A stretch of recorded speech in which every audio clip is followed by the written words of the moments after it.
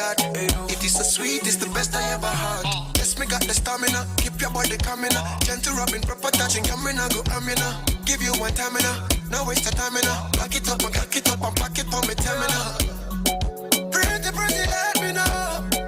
You just gotta let it show. You are letting my soul. Take my heart and leave if you got to go. Pretty, pretty, pretty, pretty, let me know.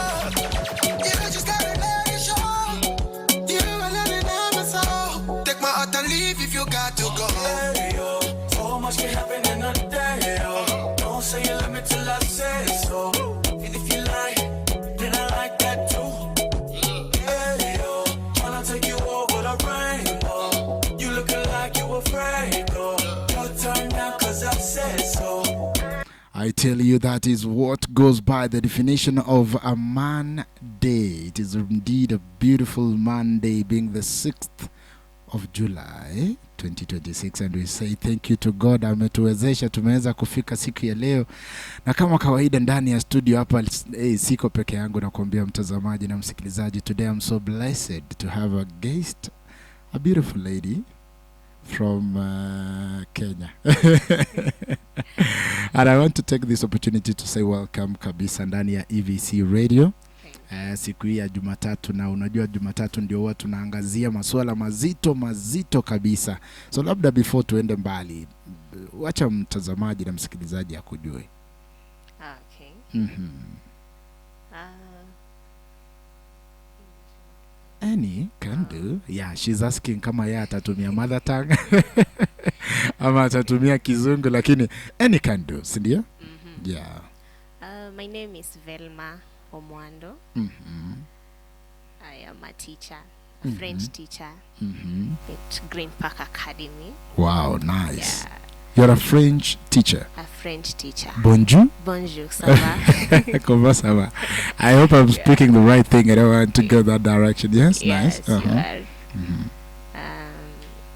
I'm happy to be here today. Wow. Yeah. Thank you. Welcome. Yeah. And I'm also very happy to host you today so that we talk about these matters that most people never want to talk about. Sometimes we see trends, especially in matters the youth. You realize that something is happening. People just watch it happen. Then, right, yes, naona producer na jaribu kuhakikisha kwamba mambo yako shwari kabisa. So, Velma, as I was saying, that the things that are happening to our youth these days and to their lives, and you realize that people tend not to look for solutions, but instead they want to play blame games. And these aspects have raised concerns. Like, for example, the other day we saw what was happening in high schools, a case study of Utumishi High School, and you saw that young people, young girls, we don't want to talk about it that much, but we saw what happened. We're leaving it for the judicial system to ensure that justice is served to those ones who are victims of the same. But issues that are concerning the youth are issues that are really burning, and that is the reason as to why you are here today, so that you tend to help us understand that how can an individual, especially a young person, balance between their education and their social life. Because I want us to look at a bracket age of 18 and above, 18 to around 29, 30 there. Those are the youth or the Gen Zs. Mtu ambaye ashamaliza high school, sasa ako huku nje, amejoin hata campus. You know those first days in campus vile zinakuanga. Then ndio huyo anafaa asome, ndio huyo life pressure ndio huyo inampeleka mbio, TikTok inamhitaji, anafaa aende na fashion yenye ni latest, na labda ametoka pia humble background. So most of these young people, they find it very hard to balance between their education and social life. During those days, we could be told that everything has its own time. Ungeambiwa kwamba wakati uko shule usifanye hiki sababu utafanya ukiko the next level. Then ukimaliza hata girlfriend, you could be told that maliza kwanza shule ndio uko na dem, si ndio? But you see this generation, all these things they're doing them at the same time. So maybe on a nutshell, how do you think a youth can balance between their social life and their education? Thank you very much. First of all, when you start balancing education and also balancing your social life, they're both important. Because here it means that you have to give first more time or more attention to your academics, then their social life follows. So most of the youths, where they go wrong at some point, you don't have a plan. Don't have a plan for your work.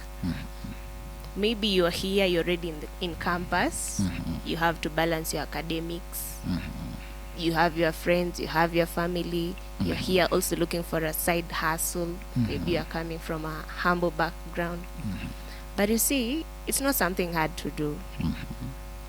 For me as a girl, or what I can advise a girl, you can start by planning your day. Planning your week. All right. You first start by writing all your priorities down. You write, you have academics, your families, the time to give your family or your friends. All right. Your long-term or short-term goals, what you want to do. Yeah.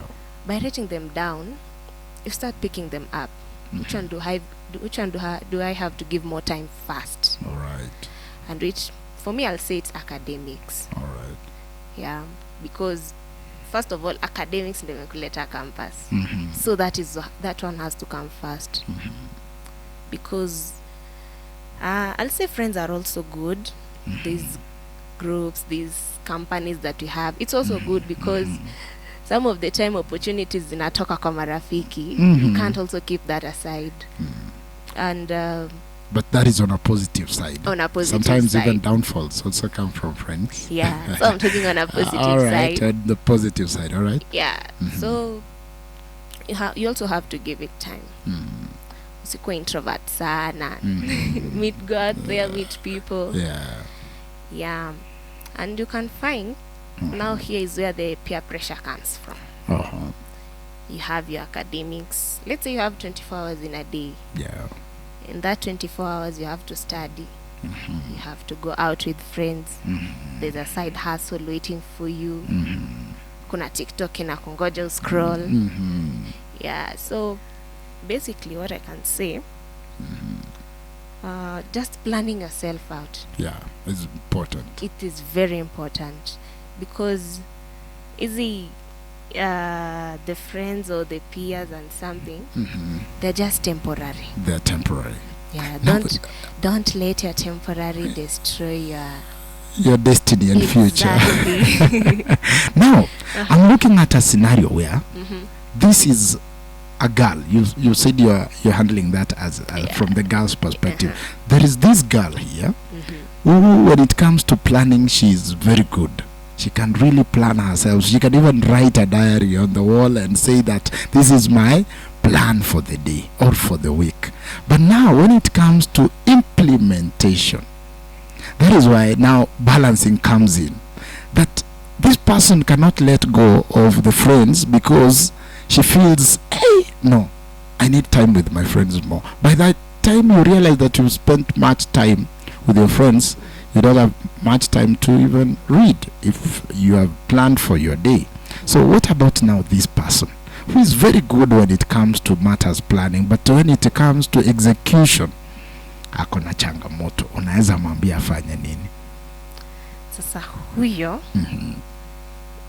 enyewe hapo na umesema ukweli. A lot of us we might plan something that mostly applies for the ladies. For example, me as a lady, ama niseme most of us, unaweza jipanga by evening. You say, this is what I'm going to dress for tomorrow, this is what I'm going to do.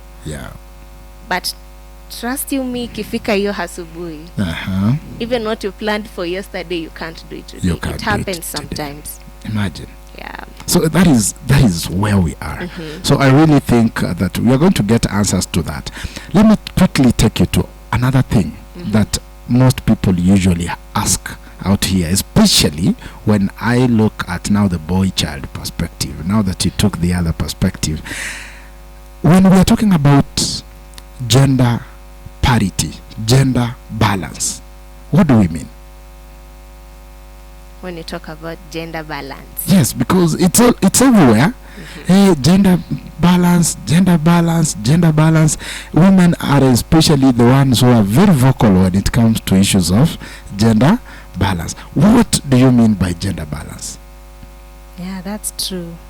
Kwanza nowadays I really Kila cry time for the boy utasikia child that mnasema kwamba gender balance, lakini when I look at what you are calling gender balance, I feel like it is more biased. It is favoring the girl child, it's not favoring the boy. Yeah. So when we are talking about this balance, maybe make us understand, you ladies, when you're talking about balancing, what do you really mean by that? Okay. I'll talk about the current generation. Yeah, definitely. Because this current generation, what affects us most, affects the boy child a lot, feminists. Feminists ni wengi. So they think that the boy child has to do a lot ndo akue mwanaume. Yeah. But these other things, girls, mimi naonea boy child huruma sana. Yeah. By the boy child doing a lot, it means I work 28 hours per day na siku iko na 24 hours. Because I really don't understand when people are talking about gender balance. And I look at it from the perspective of the boy child, because again, you are going to help us understand when you said you are a teacher in your class. When you compare the ratio between the boy child and the girl child, how are the variables there? In my class, they are balanced. They're balanced. Yeah. You have 5-5. Yeah, 15-15. Wow. Yeah. The previous class. Now there is where the problem is. Mm-hmm. You get a class which has less boys with a lot of girls. And you see those girls, kuna utapata at some point they're like, these boys are not doing this, they are not doing this, they have to do this. You see, and as a teacher lazima ingie utetee ndani tuseme. Na wewe unatetea ama unawaeleza ukawaambie kwamba when you're talking about balancing, all right, I really don't know, but I feel that when you're talking about this gender parity, or rather gender balance, we should come out clear. Yeah. We should understand what do we want for the boy child and what do we want for the girl child. I like the fact that nowadays the grades for going to campus is similar. It's the same for boy child and the girl child. Initially, the boy could be forced to score a B plain and a girl could get a B minus and they could still go to university. Now, it is now wanting, contemporarily speaking, these days you realize that we are losing the number of boys in our class. Yeah. During our time, the boy child alikuwa ndio amejaa kwa darasa, utapata madam less with more guys. Yeah. But nowadays again, it is the opposite. Even the higher you go with your levels of education, the fewer the men. Yeah. And it's becoming wanting again.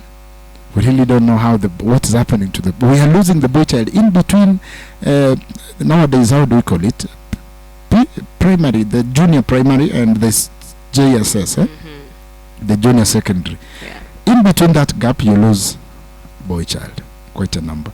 From JSS from JSS, somebody goes to now the senior secondary. Senior secondary. Yeah. You lose again a batch of boys. Now from the senior secondary again to university again, you lose a batch. By the time you go to universities and colleges, you realize that in a class of an engineering class that was initially dominated by the male child is now dominated by the girl child. Very few guys, and those guys are doing hustles. By the time you get to second year, and a good number of them have deferred. Not all of them are finishing school. You go out here to the job market again, the boy child sasa tena hawako kwa kutafuta hata interviews, ukiangalia CV hawako tena. What is happening? Are we losing the boy child? Okay, to me what I can say when I look at the young youth currently, you'll get that pia hapa I think at times men mnajikosea sana. You find yourself in campus, bado unategemea mzazi. But you still want to go ahead, juu umeona your friend has a relationship somewhere, maybe unafanya makosa, you get yourself one girl. Kwanza wewe unampea mimba sasa. Unampea that girl. Kumbuka that girl is also in campus. Wewe ndo anategemea. You have to take care of this girl. You have to study. So unapata hata in your academic life umeacha masomo. Why? Let's say number one, you gave that girl pregnancy. Kuna mimba hapo. You have to take care of that girl, because that girl I'm sure kuna mali ataenda. Ni wewe. Wow. So hapo pia times naona mnajikosea hii pressure ya relationship. Watu waachane nayo. Yeah, because ukisema a lot of feminists, Yeah. they believe that mwanaume asipofanya hii Si mwanaume. exactly, msichana atataka, na utapata hata ni msichana ana pesa yake, atataka umfanyie 1 2 3 yenye hata mzazi wake labda hawezi mfanyia. exactly. Oh my goodness, the boy child. Na boy child sana. But now I don't know, is that love or it's stupidity? It's low level of intelligence, because huwezi sema umepelekwa shule kusoma mwanzo kujiingisha kwa mapenzi. Low level of intelligence. You need to underline that, so that whenever you want to make such a mistake of losing your track because of a relationship, and maybe you are just 18 years, oh my goodness. It's too bad. It is really, really bad. And by the way, on matters relationships again, we have been hearing about the 50-50 kind of contributions in relationships. What is your take about that? For me, okay, I don't talk with that 50-50, but as to me, I believe that I also have to work and contribute something. All right. I won't depend On the man I fully. won't depend fully. Yeah, he knows his responsibilities. Atafanya. All right. Yes, and where I have to chip in, I'll also chip in. We have scenarios where a woman earns more than the man. Yes. And I also heard that it makes the men feel Inferior. inferior. Yes. Now we have that scenario. How do you contribute to the family? About speak from a perspective of a woman, yes, because we need to understand that. How do you handle such a scenario? On how to handle a such scenario. For me, I think it's not bad. Would you But- contribute 70, the man contributes 30? For me, I will. For you, you will. I will. Then what will be at the back of your mind as a woman? Yeah. Now, don't be Velma. Speak from you as As a woman. woman. Yes, because if you will be you, we won't get the answers we are looking for here. Because we are looking at a scenario where you are earning more than I'm earning. All right? Then how could you contribute to the family? Could you still go for the 50 that I need to do the 50, you do the 50? Or I again remain to do the 70, regardless of how much I'm earning, you do the 30? Or you'll advise me to save my money, we use yours. No. Yeah. Yes. As a woman, also look on this one thing. Yes, I'm earning a lot than my spouse. I wouldn't expect that for the entire life. Yeah. Kuna ule mwenye atajituma actually. Uone, here there's a potential. At least I won't remain on this 70 for the longest. Na utajua aje anajituma? We see. You see? We see. No, you assume that if a man is in the house, ajitumi. Because I heard some people complaining that my man is always in the house. Maybe anatafuta kazi online. So kujituma ni kuamka saa 12 asubuhi na kuenda kutafuta mjengo, ama what is that? Not really kutafuta mjengo. Kujituma ni kufanya nini? Kupiga masimu? Hapana. Kutoka asikae kwa nyumba? I really don't know. Na asipojituma? Assume? Asipojituma? Utamwacha? Hapana. Utamfanyia nini? Okay, niseme kapo kwa kumwacha, yes, if you're not married, hapo nitakuacha. Because that will be like a liability. All right. Yeah. But sasa... So you ladies can't take care of liabilities in the houses of a man? That's why I always also say that men don't take that fear. No, men take care of housewives always. And you they see, do. men take care of you very well. Mm-hmm. They won't come and ask you, you are just there. But now can you have a liability kind of a man in your house? According to me, according to some women, It won't. hapana. So now, it takes me back to what we are talking about here, gender balance. When you're talking about this gender balance, why is it that it is only women that we are talking about? Anytime anybody talks about the name gender, women replaces it. It's like we are talking about women. Vulnerable groups, women. You know, women now are being taken like people living with the disabilities in the country. That's why you are given priorities. Yeah? But we are forgetting about the boy child. These days you find that boy child mahali anaweza pata job ile yenye ni out of merit ni kwa NGOs na private entities and companies. Ikifika ni ya serikali kidogo, men again have been sidelined.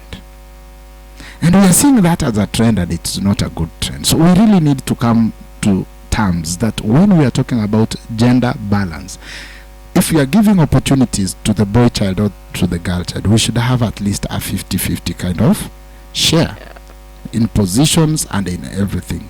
When it comes to issues of these elective seats, we have seen that women can be elected as leaders.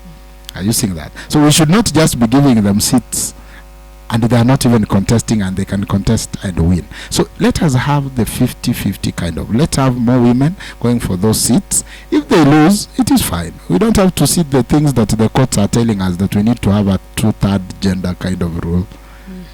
If somebody is not hajapita hajafaulu kupata hiyo position, umpe tu because yeye ni mwanamke. You see, to me, I think we are not heading the right direction. And if we go that direction, very soon we will lose the boy child. Mtakuwa mnapata sasa boy child mwenye society imesideline, hana job, akipata demu yeye ndiye anakubembeleza, anakufulia nguo, anafanya hivyo. Now it will hit you differently when you will be a grandmother, when you will be an older woman seeing your son doing those things to your daughter-in-law. So we need to think ahead as a younger generation. And I really don't know why people forget that when you're talking about this balance, it is balancing between the boy child and the girl child on a kind of 50-50. These days, by the way, talking about matters drug abuse. And you realize that most people have dropped out of school because of issues drugs. Some of the incidences that are happening even in high schools have been associated with drug abuse. What is your take on this matter of drug abuse and the youth? Okay, this matter of the drug abuse, I guess it's something that starts with peer pressure, followed by your mentality. Because you have this group, wakakwambia, let us go and do this. You've gone out, yes. They introduced you to these drugs. You're already in. They introduced you to these drugs. You're already in. And I'm told that uko ni kama Illuminati. Once you're there, umenaswa. It's that bad. Yeah, it's that bad. Hold that thought. We are coming back. We're going to talk about matters drug abuse, and I know this will touch on many of those who are watching and listening to us right now. So don't go far. We'll be back. Let's take this short commercial break.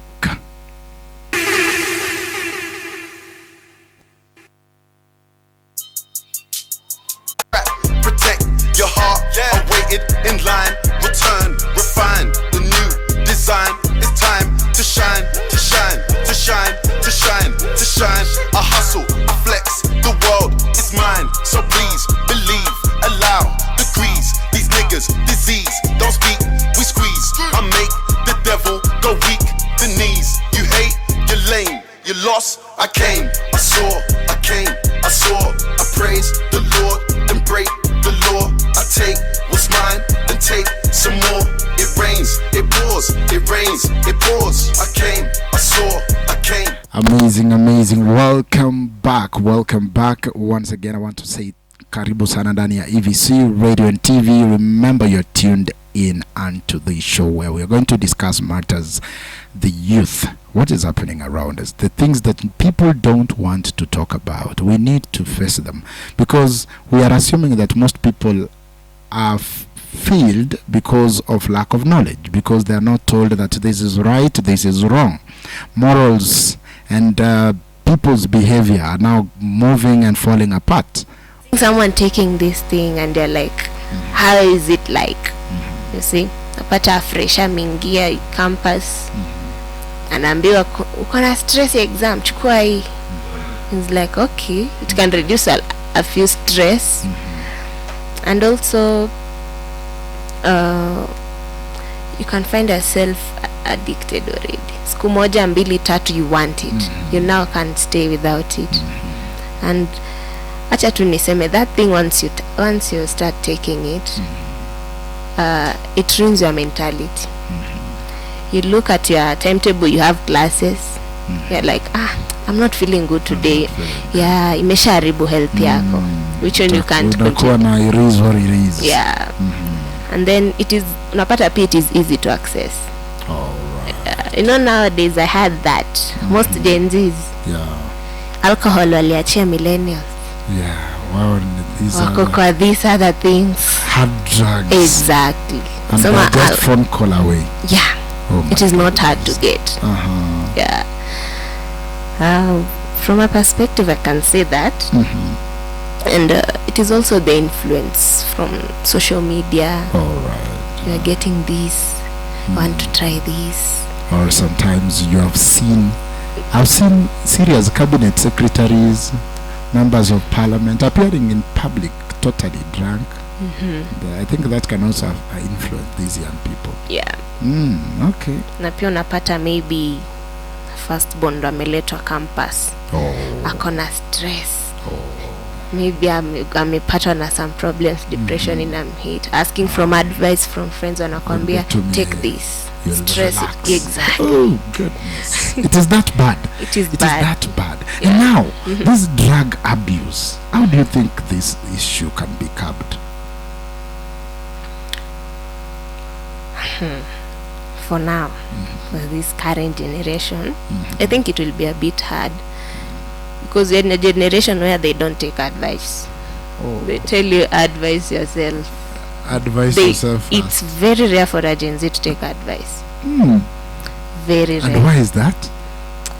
I don't know. You know, Gen Zs, they have this mentality that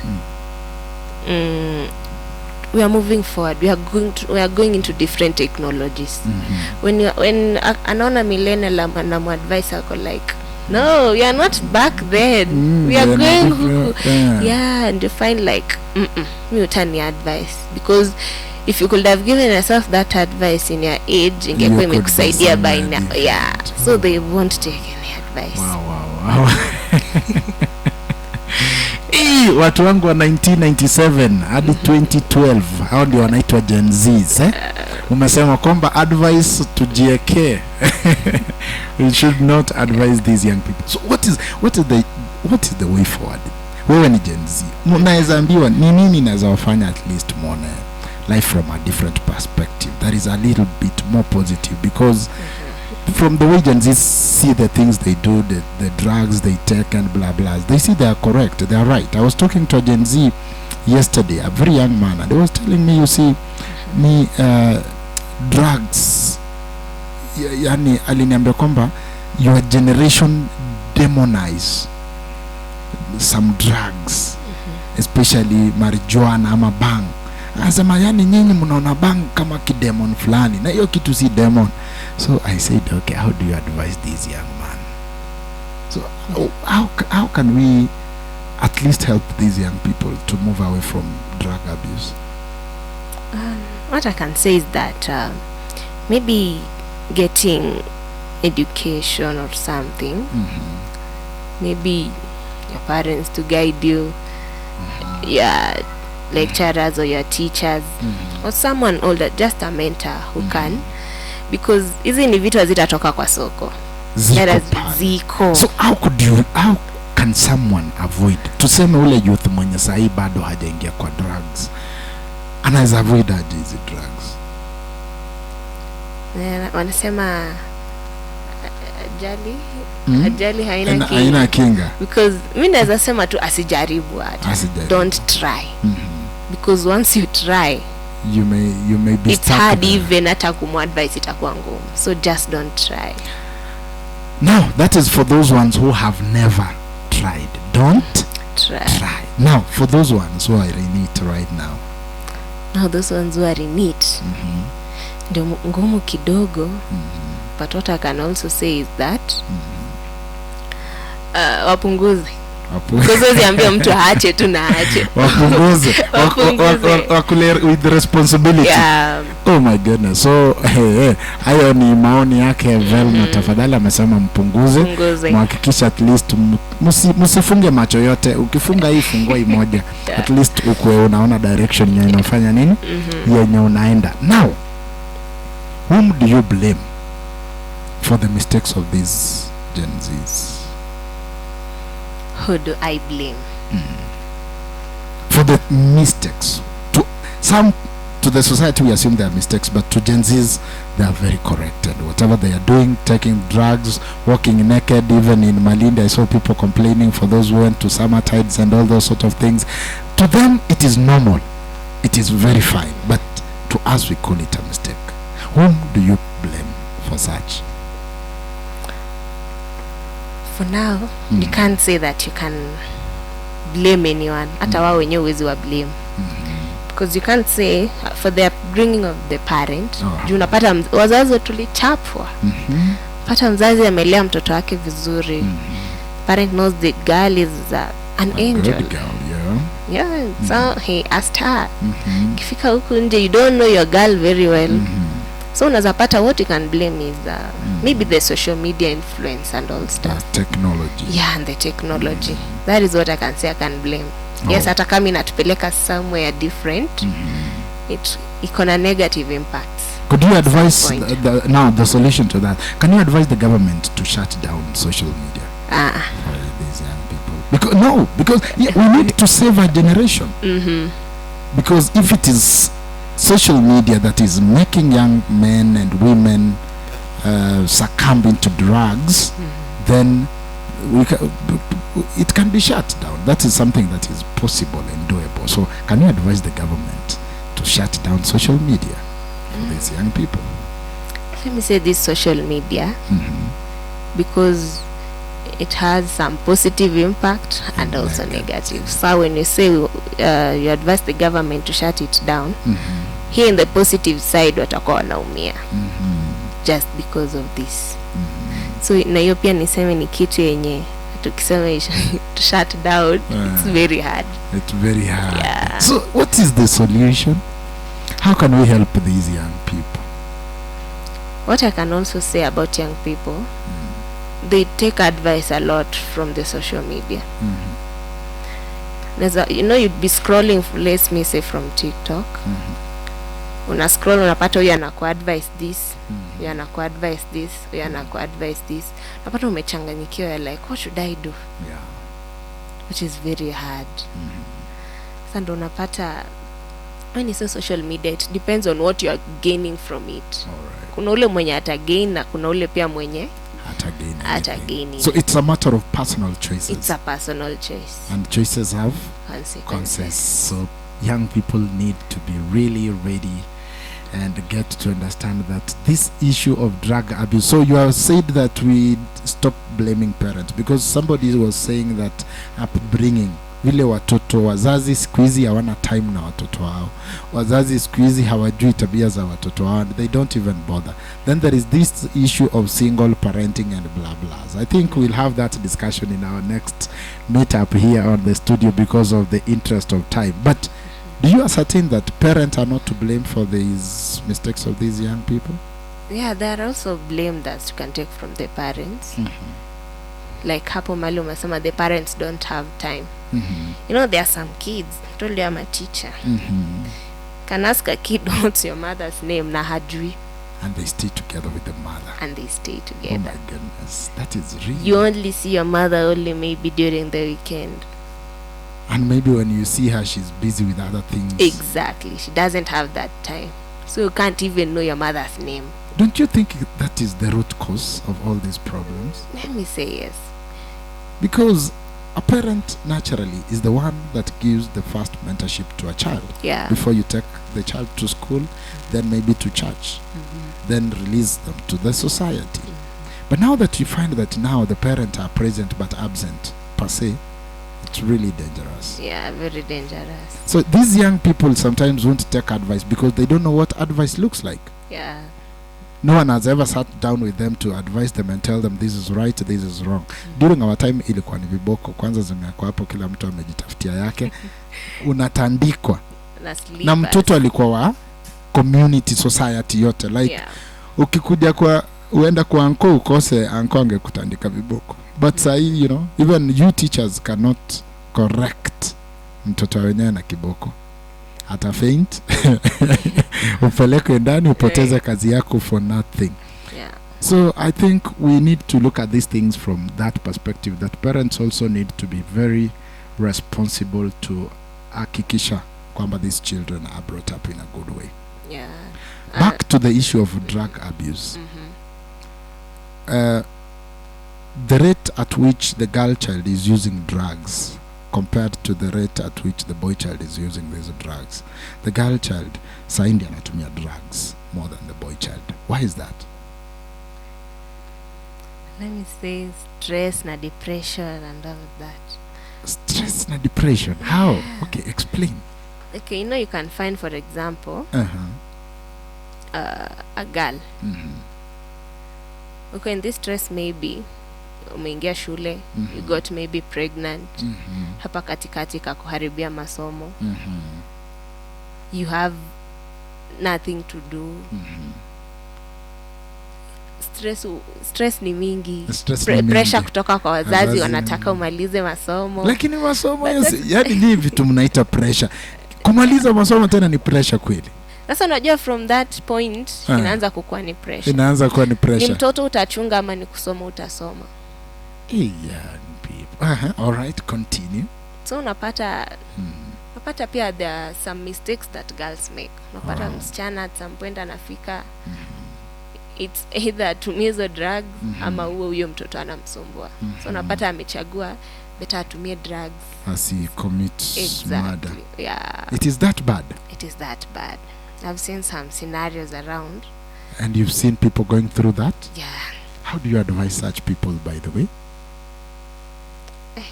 It's very hard because you can advise that. Me for such, you can just nazamu advice tu aendelee na kusoma. Unajua mtoto at some point, Huyu ni mtu mwenye masomo yako kati yake. Exactly. Umesema kwamba anasikia kuwa mtoi ama atumie drugs. Yeah. So that means hata kwa hiyo equation masomo haiko kabisa. Utamuadvise aje kwanza huyu? ni ngumu. Honey. So kama hivyo ndio majenzi mnadvise yana unamwambia ni ngumu, somebody will commit suicide. Guy. But what you can advise, ngumu juu after all ni choice alimake. I give up, aendelee tu. So hivyo ndio majenzi, nyinyi ndio mtakuwa guidance and counseling wa kesho. Utakuwa mtu anakuja guidance unamwambia hiyo yote imekufanyiki. Ni ngumu sana. Okay. Yeah. But it's fine, it's not bad. I think everybody got their own problems in the world. And each and every individual, each and every day they go through a lot of issues. Yeah. And the best that anyone always provides to a friend is a shoulder to lean on. Yeah. And most people these days fear to share their problems because they feel they can be victimized again and judged wrongly but through their experiences or through what they have gone through. And so to say, most people prefer to keep things to themselves. And that is something that now leads to depression, stress, and isolation, all those sort of things, to the extent that you find that people prefer to be introverts. And they're not naturally introverts. They just feel like they are not liked by others. Yeah. They're different in some aspects, and through that it brings several negative consequences. So young people, I think it's therapeutic to ensure that at least you have somebody to talk to. And because of the interest of time, penzi mtazamaji na msikilizaji, I want to extend my gratitude and say thank you for staying with us since we began. But we have quite a number of discussions that we will be unleashing in a matter of a short period of time. Velma, Yes. hebu angelesha watu before tutoke studioni. Zinaitwa parting shots. Okay. Yeah. What I can advise for the young youths,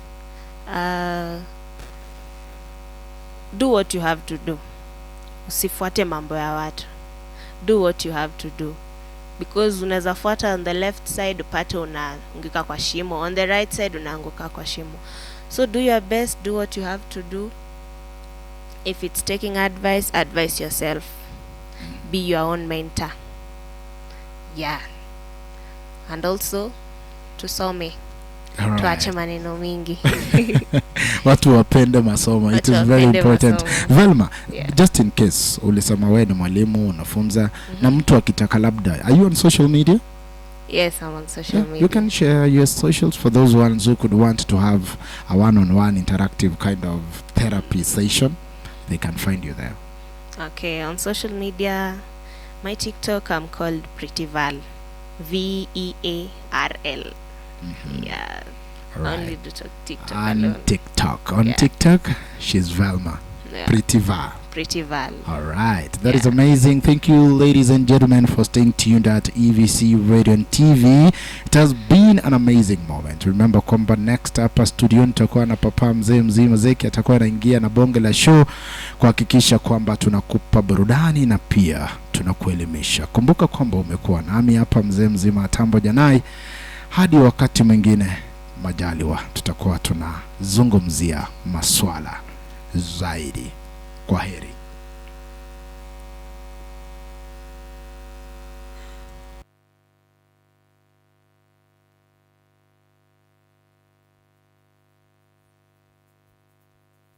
Nawe sipanse bebo.